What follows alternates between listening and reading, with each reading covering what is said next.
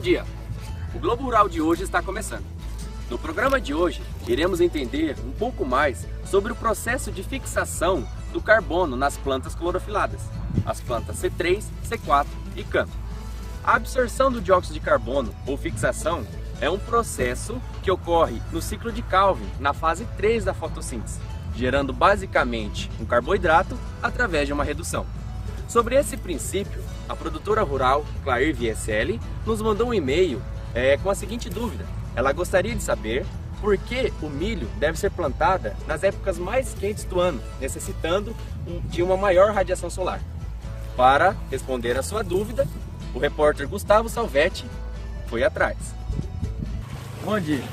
Para responder a sua dúvida, senhora Clair, viemos até o distrito da Yolanda, em Ubiratã, Paraná, e estamos aqui com o senhor engenheiro agrônomo Adriano Panceira, que irá nos ajudar na sua dúvida.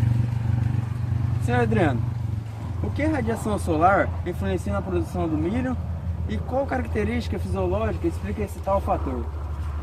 Olha, Gustavo, o que acontece? A radiação solar, ela é um dos parâmetros de extrema importância para a planta do milho, sem a qual o processo da fotossíntese é inibido e a planta é impedida de expressar o seu máximo produtivo.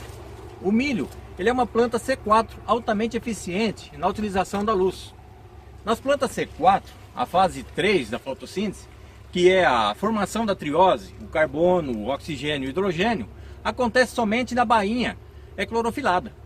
O gás carbônico, que ele é incorporado pelos estômagos, ele é capturado pela enzima peptocarboxilase e acontece o que?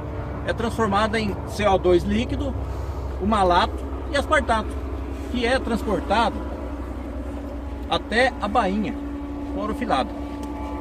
Quando os estômatos estão fechados, a planta de milho, ela, por exemplo, tem o CO2 de translocação e não precisa da fotorrespiração.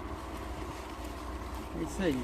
E por que o milho tem que ser plantado mais no lugar mais quente, que tenha mais radiação? Bom, Gustavo, devido ao fato do milho precisar de maior radiação, é que a fase 3 da fotossíntese ocorre apenas na bainha clorofilada, havendo uma necessidade de maior radiação para ativar essa fase 3. Isso aí, muito obrigado, Adriano. E voltamos com você, Ébano Cassol. Ainda sobre o mecanismo de fixação do carbono, existe as plantas C3 e CAN. O repórter José Marcelo Pisoni foi atrás de uma explicação. Bom dia! Estamos aqui na propriedade do Sr. Fagner, em Itacuru, Mato Grosso do Sul. E o engenheiro agrônomo Diogo Bezavento vai nos explicar. Diogo, o que são plantas C3 e quais as suas características? Bom dia, Marcelo. Então, as plantas C3 são plantas de sombra como o soja, o trigo e o feijão. Recebe este nome por conta do ácido 3-fosfoglicérico, formado após a fixação das moléculas de carbono. Os vegetais C3 correspondem à maioria das espécies terrestres, ocorrendo geralmente em região tropical úmida. Nas plantas C3, como soja, as fases da fotossíntese acontecem em toda a célula, quando abertos os estômagos, captam o gás carbônico, que é transferido na proteína rubisco, que com o gás carbônico faz o ciclo de Calvin, para formar carboidrato como o açúcar. Mas se houver acúmulo de oxigênio, acontece a fotorrespiração, formando água e o gás carbônico. Muito obrigado, Diogo. É com você, Ébano Cassol. Ainda sobre o processo de fixação do carbono, existe as plantas consideradas CAN, que são plantas mais resistentes à seca. O nosso repórter Tássio Mozzoli foi até a Arábia Saudita entrevistar o engenheiro agrônomo Mohamed Abdallah Gustavo, que nos dará uma explicação. Bom dia. O grupo de vegetais que menos necessita de água são as plantas CAN, que ocorrem geralmente em regiões de deserto. Estamos aqui diretamente da Arábia Saudita com o engenheiro agrônomo Mohamed Abdallah Gustavo, e ele vai nos explicar um pouquinho sobre essas. Senhor Mohamed, o que são plantas CAN e quais as suas características? Salam alaikum. Bom dia. Como você disse, são vegetais que ocorrem em áreas desérticas ou intensivamente secas. A abertura dos estômatos nessas plantas durante a noite evitam a grande perda de água, ao mesmo tempo em que o CO2 é fixado por meio do ácido málico.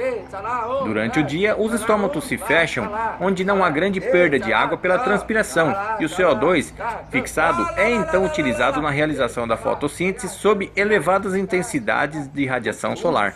As plantas cãs possuem grande afinidade com o CO2, como os cactos. Elas recebem esse nome devido ao fato do ácido oxalacético possuir 4 moléculas de carbono. O CO2 entra pelos estômatos à noite, onde a enzima pepcarboxilase capta e transforma o gás carbônico em ácido málico, que é armazenado no vapor da planta, e quando durante o dia, como a fotossíntese em ação, o ácido málico volta a gás carbônico aos poucos, que é transmitido a rubisco para a formação dos carboidratos.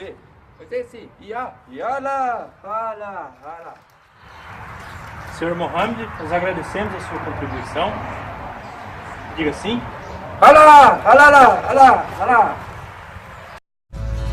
O Globo Rural de hoje está chegando ao fim.